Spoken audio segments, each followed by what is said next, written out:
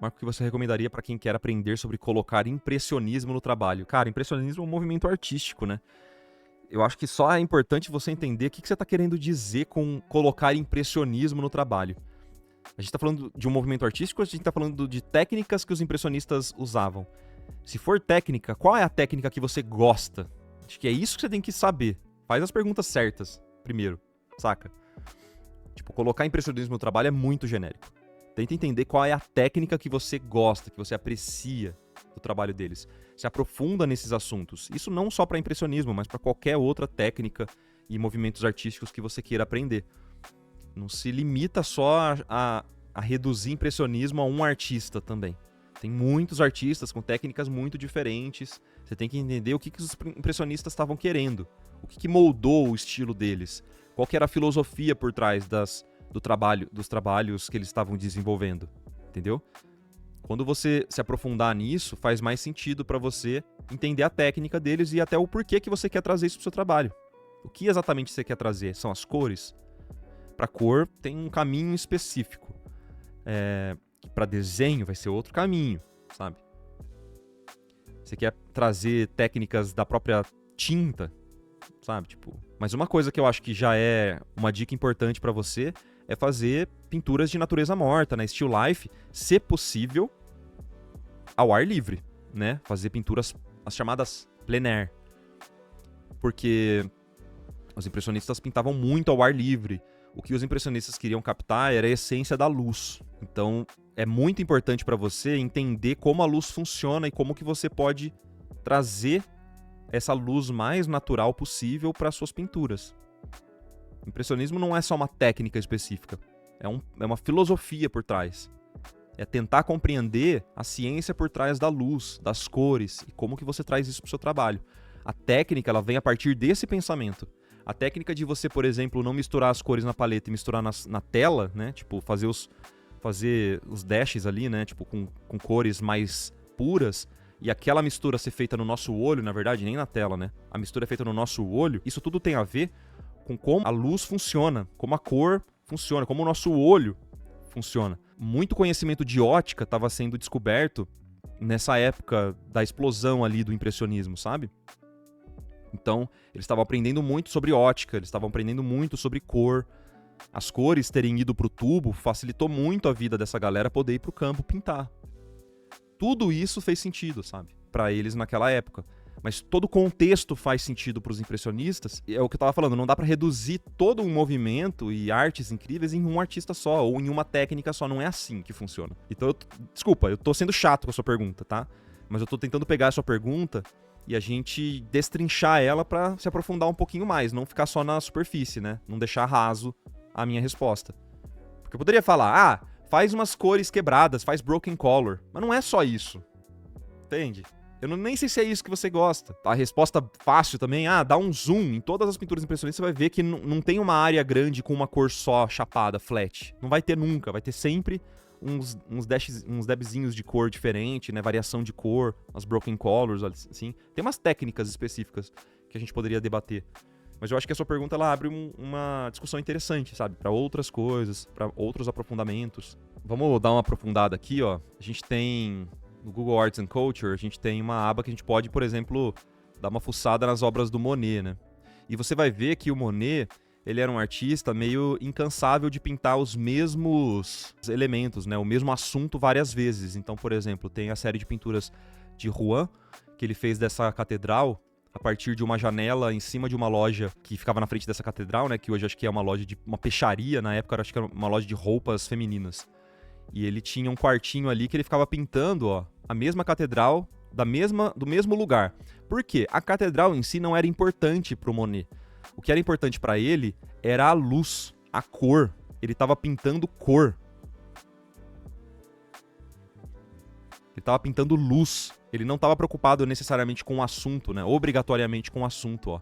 Ele fazia repetidas vezes a mesma pintura, só que em momentos diferentes do ano, momentos diferentes ao longo do dia. Então ele sentava ali, ele tinha um quadro pintando essa catedral de manhã. Chegava à tarde, ele mudava o quadro. Chegava final da tarde, ele mudava o quadro. Isso era muito legal. É uma pesquisa muito, muito da hora, né? A gente tem uma live só sobre Monet, que eu falei sobre as cores, sobre essas catedrais, que é super legal. Dá uma olhadinha na nossa área de membros, né, que você tem acesso. A gente consegue dar uma aprofundada pra ver aquilo que eu falei das Broken Colors. Que Broken Color, o que seria, né? Sabe aquela cor que você mistura na paleta e depois coloca na tela? Então, Broken Color não é isso.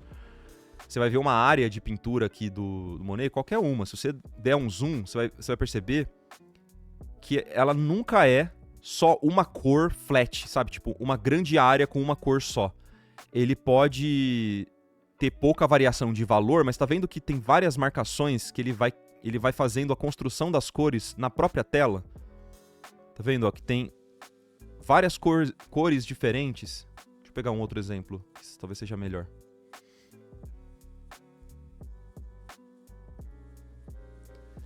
Então a construção da cor é feita no nosso olho e não é feita necessariamente na tela, sabe? Ou na paleta.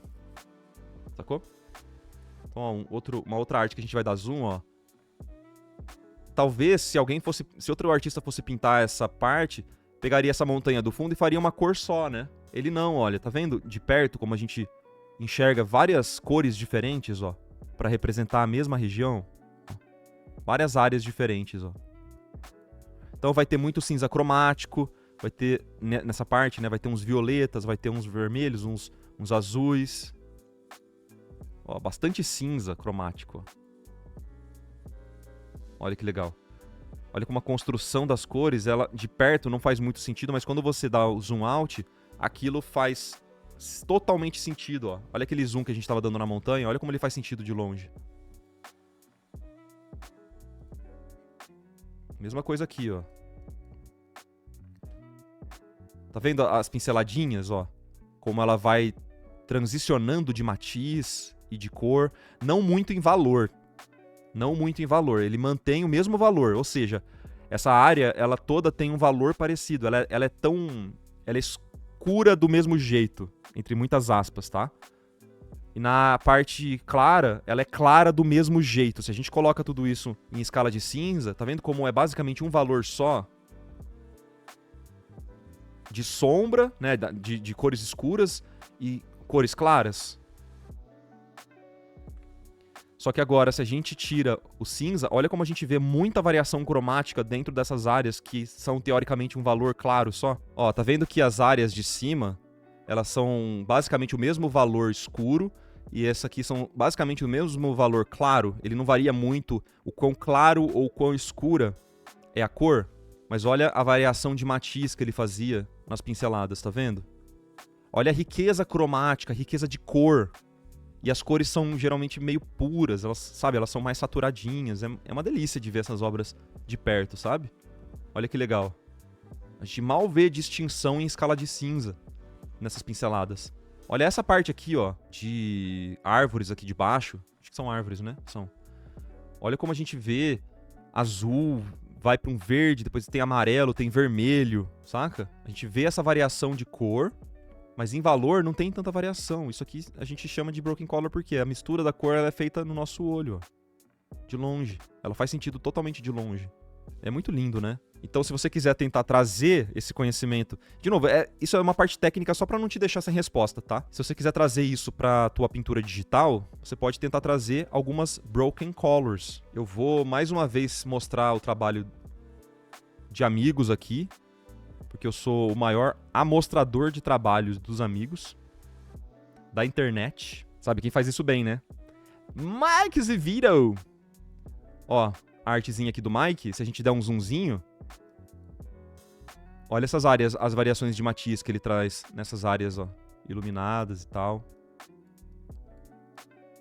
Se você der um zoomzinho, você vai ver, ó. Olha as variações de matiz aqui. Usando o cinza cromático para quebrar um pouco essa cor da barriga do dragão. Tá vendo?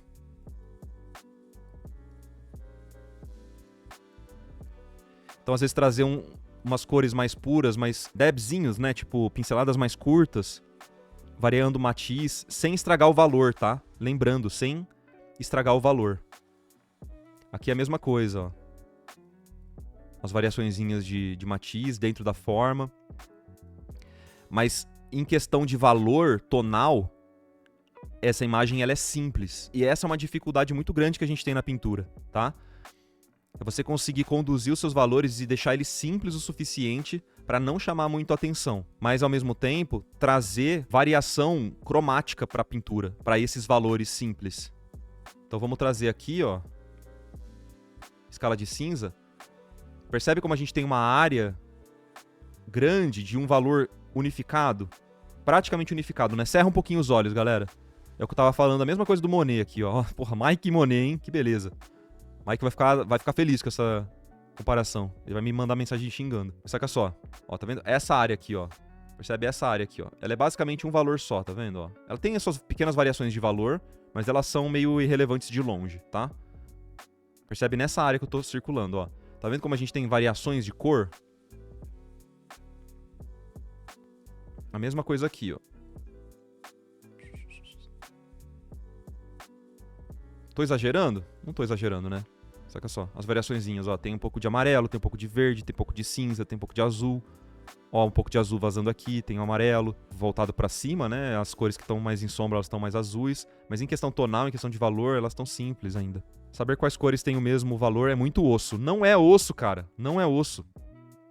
É cor. Sacanagem. É bem simples, na verdade. Se você usa o Lab Slider, isso é muito simples. Por quê?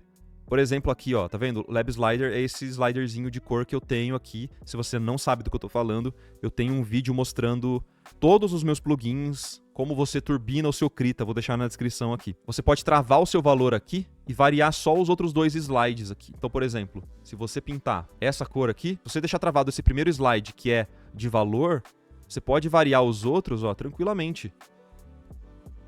Ó. Trazendo aquelas broken colors que a gente tava falando, ó. Pode até exagerar um pouquinho mais, vamos para um azul aqui. É que esse azul ele dá uma zoada, tá? Ele vai dar uma zoada. Mas a ideia é parecida. Vamos trazer um verde aqui, ó. Ó. Se eu coloco em escala de cinza, eles têm essencialmente o mesmo valor. Vai zoar só por causa do croma dessas outras duas cores, que elas são mais puras, digamos assim, né? Sacou? Então, na verdade, no digital é muito simples fazer isso, tá? É muito simples fazer isso. Não é difícil. Não é só com o Lab Slider que você faz isso. Você pode, por exemplo, se você usa uma Color Wheel como essa aqui, você também consegue fazer a mesma coisa. Só que você vai ter que ajustar algumas funções, tá? Então, por exemplo, se eu deixar travado aqui o meu valor, eu consigo mais ou menos variar também a minha cor, a minha matiz, sem estragar muito o valor. É que no caso, tem algumas cores que elas são naturalmente mais claras do que outras, né?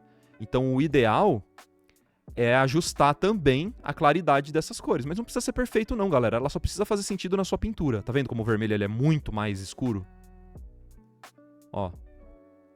Eu tô usando o Ctrl Y aqui do Krita, mas você poderia muito bem criar uma layer nova. Ó, se você preencher a sua layer de branco e colocá-la no modo color, você consegue checar os valores.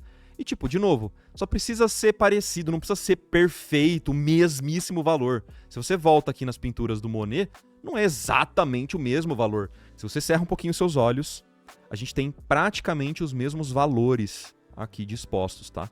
Não são exatamente os mesmos, mas são praticamente os mesmos valores. Você só precisa convencer de que isso faz sentido na sua pintura. Não precisa ser completamente louco, só ficar pensando nisso. É só uma coisa que existe para você gerar uma variação cromática e deixar as suas cores mais interessantes, mais vibrantes dentro da sua pintura, tá? Não é uma parada científica que você precisa fazer perfeitamente. Não, cara. A pintura precisa, antes de tudo, estar boa, tá? Isso aqui é um plus, que pode deixar a sua pintura melhor, mas pode estragar também muitas vezes, tá? Se não fizer sentido. Beleza? Isso pode funcionar em qualquer tipo de estilo. Cara, eu não sei dizer, cara. Eu acho que tem que fazer sentido com a proposta da pintura, sabe? Não adianta você querer enfiar isso aqui num estilo de Cartoon Network, porque às vezes não faz sentido com o contexto, né? Às vezes só não vai fazer sentido. Tem que ter sentido com a proposta, né? E, de novo, entender o porquê que você gosta das coisas para que você possa trazer isso pro seu trabalho, tá? Não só falar, eu quero trazer impressionismo, brincando com a pergunta do nosso querido amigo ali.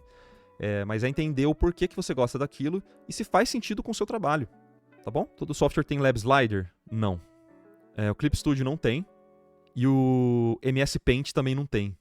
Os dois brothers. Calma, amigos do Clip Studio, tô brincando. Esse foi um corte que está disponível na íntegra lá no nosso canal principal. Eu vou deixar o link aqui para você poder conhecer e embaixo eu vou deixar um link de um outro vídeo que talvez você possa se interessar. Não se esqueça de conhecer a nossa área de membros lá no nosso canal principal que financia esse projeto aqui no YouTube. E você pode conhecer todos os benefícios no site alaprimes.com.br.